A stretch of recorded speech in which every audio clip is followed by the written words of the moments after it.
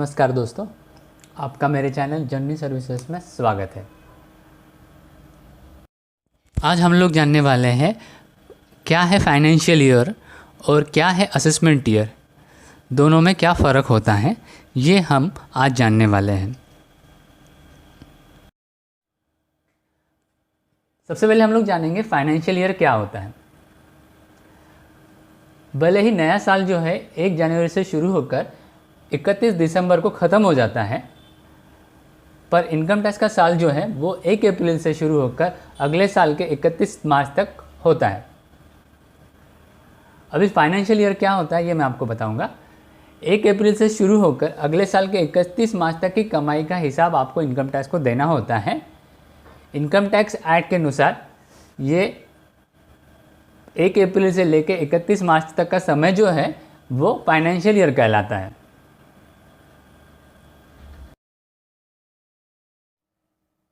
अभी हम लोग जानेंगे असेसमेंट ईयर क्या होता है।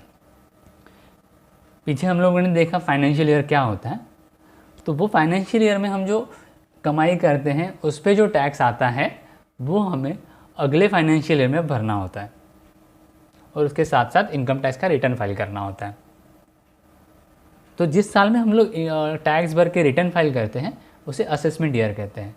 अभी मैं आपको आसान शब्दों में समझाता हूँ कि जिस साल में हम लोग कमाई करते हैं उसे फाइनेंशियल ईयर कहते हैं, और उसके अगले साल में जिसमें हम टैक्स भरते हैं और अपना इनकम टैक्स रिटर्न फाइल करते हैं वो साल को असेसमेंट ईयर कहते हैं।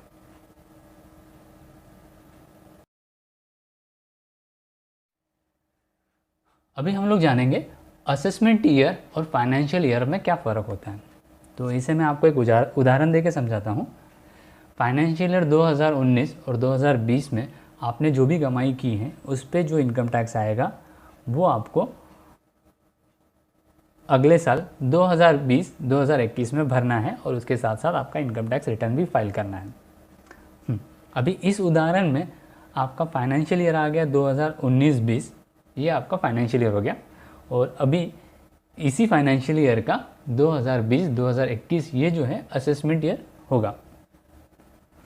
तो मैं आशा करता हूँ आपको समझ गया रहेगा, और आगे हम लोग 2-3 और उदाहरण लेते हैं जिससे आपको असेसमेंट ईयर और फाइनेंशियल ईयर का फ़र्क समझ जाएगा। इसमें सबसे मेन आपको ये है कि आपने जो भी अर्न किया है जो साल में वो आपका फाइनेंशियल ईयर है, और जो उसका अगला साल है जिसमें आपको रिटर्न फाइल करना है और टैक्स भरना है वो आपका असेसमेंट ईयर कहलाता है। अभी यहाँ पे मैंने आपको 4 साल के पीरियड लिया हुआ है और आपको उसमें फाइनेंशियल ईयर और असेसमेंट ईयर कैसे आता है वो बताता हूँ।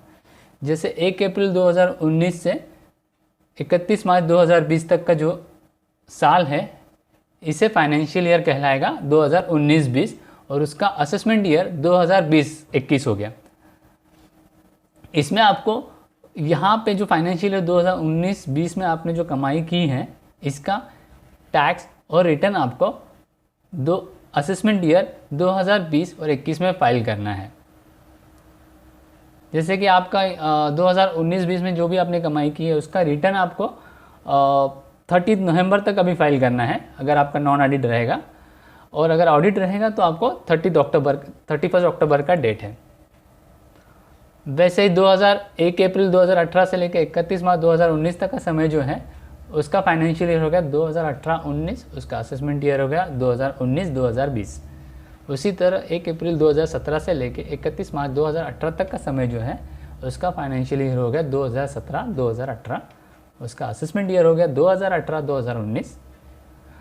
उसी तरह 1 अप्रैल 2016 से 31 मार्च 2017 तक का समय जो है इसका फाइनेंशियल ईयर हो गया 2016-2017, उसका असेसमेंट ईयर हो गया 2017-2018।